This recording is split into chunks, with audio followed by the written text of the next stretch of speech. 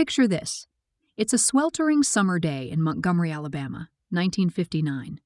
Kids are supposed to be cooling off at the public pool their parents' tax dollars paid for.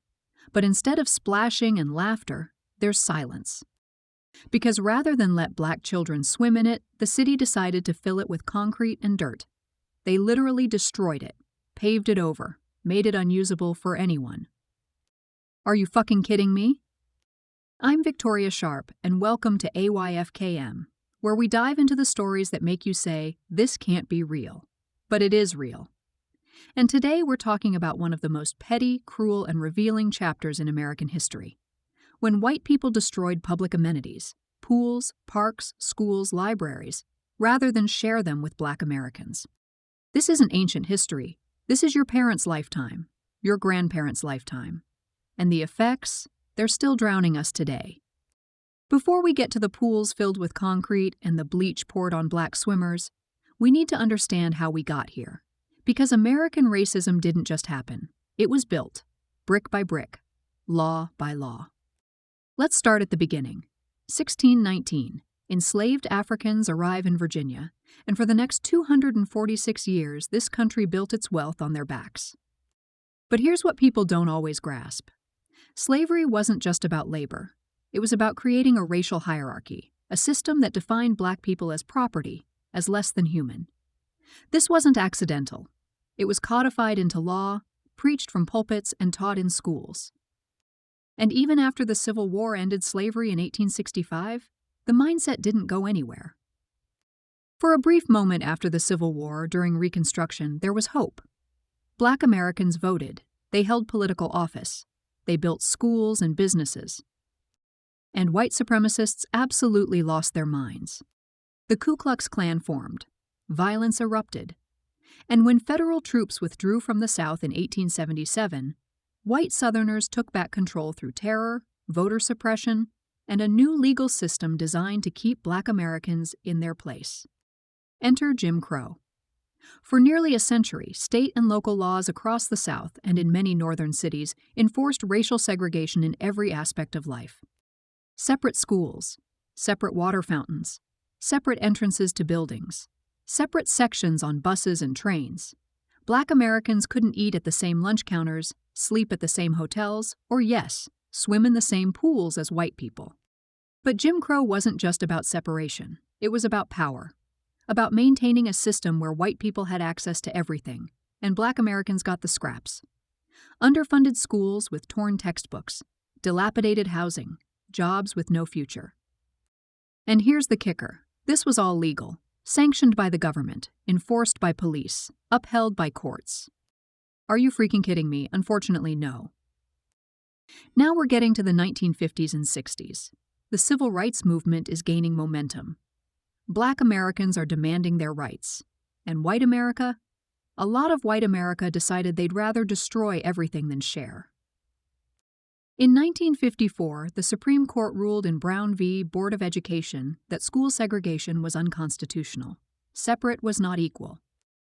You'd think this would be a turning point, right? Nope. White resistance was immediate and fierce.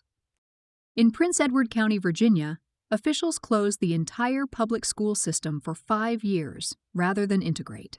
5 years. From 1959 to 1964, black children had no schools. White children attended new private segregation academies funded by tax credits and donations.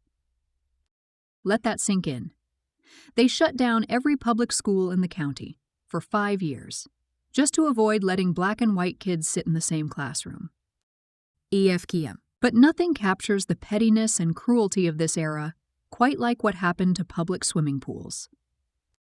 In cities across America, Montgomery, Birmingham, Jackson, Warren, Youngstown, white communities faced a choice: integrate the pools or close them. They chose to close them. They didn't just close them. They filled them with dirt, poured concrete over them, sold them to private clubs that could legally exclude black people. Some cities closed their entire park systems. Think about what this means. These weren't private pools. These were public pools, paid for by all taxpayers, including black taxpayers. But white communities would rather have no pool than share a pool. June 18, 1964, St. Augustine, Florida. The owner of the Monson Motor Lodge had a whites-only pool. Civil rights activists, black and white together, staged a wade-in, jumping into the pool to protest segregation. The manager's response? He poured muriatic acid, a harsh chemical cleaner, into the pool while people were swimming in it. There's a famous photograph from this moment. You can see the protesters in the water, the manager pouring the chemical, the horror on people's faces. One of the protesters later said they knew the chemical was too diluted to cause serious harm in a pool that size. But can you imagine? The symbolism? The violence of that act? White people literally preferred to poison the water rather than let black people swim in it. This wasn't an isolated incident. Across the country, white people poured bleach, threw glass, and physically assaulted black swimmers during wade-ins. It wasn't just pools. Some southern cities closed public libraries rather than integrate them. Parks were shut down. Recreation centers were dismantled. Playgrounds were removed. In some places, they'd rather have nothing, no public amenities at all, than share them with black citizens. Let me be clear about what this represents. This is the ultimate expression of white supremacy. It's not just we don't want to be around you, it's we'd rather destroy what we have than let you have it too. It's cutting off your nose to spite your face, except you're cutting off your nose to spite your neighbor's face. And everyone suffers. But black Americans suffered most. So that was then, the 1950s and 60s. But here's why we're talking about this in 2025. Because that history isn't history. It's the foundation we're still standing on. Let's start with wealth. The median white family today has about 10 times the wealth of the median black family. 10 times. How did we get here? Well, when you were excluded from home ownership through redlining and racial covenants. The GI Bill benefits after World War II. Social Security initially, domestic and agricultural workers were excluded, jobs held primarily by black Americans. Fair labor practices and union protections. You don't build wealth. And wealth compounds across generations. Your grandparents couldn't buy a home in a good neighborhood. Your parents started with nothing. You start with nothing. Meanwhile, white families passed down homes, paid for education, gave their kids down payments. That pool they filled with concrete. That's a metaphor for every opportunity that was destroyed rather than shared. Remember those school closures? That underfunding? It never really stopped. Today, schools are still largely segregated, not by law, but by housing patterns that were shaped by racist policies. And because schools are funded by local property taxes, schools in predominantly black neighborhoods are chronically underfunded. Worse buildings, fewer resources, less experienced teachers, higher class sizes. The achievement gap isn't a mystery. It's by design. The same design that closed Prince Edward County schools. Here's something most people don't know. Black children drown at rates nearly 3 times higher than white children. Why? One major factor is that generations of black Americans never learned to swim because they were excluded from pools. You can't teach your kids to swim if you never learned.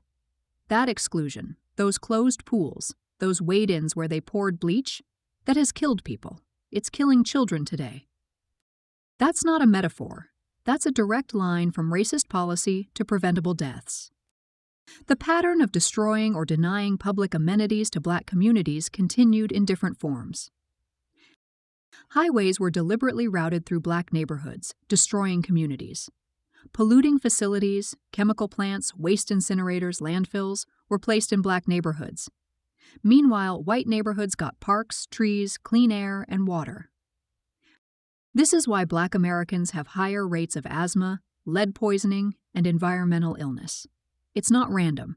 It's the same logic as filling in the pool. We also need to talk about the criminal justice system. The same structures that enforced Jim Crow, police, courts, prisons, evolved into the mass incarceration system we have today. After the civil rights movement, as explicit racism became less acceptable, the war on drugs became the new tool for racial control. Even though black and white Americans use drugs at similar rates, black Americans are incarcerated at vastly higher rates. 1 in 3 black men will go to prison in their lifetime. The U.S. has 5% of the world's population but 25% of its prisoners. And the system disproportionately cages black and brown bodies.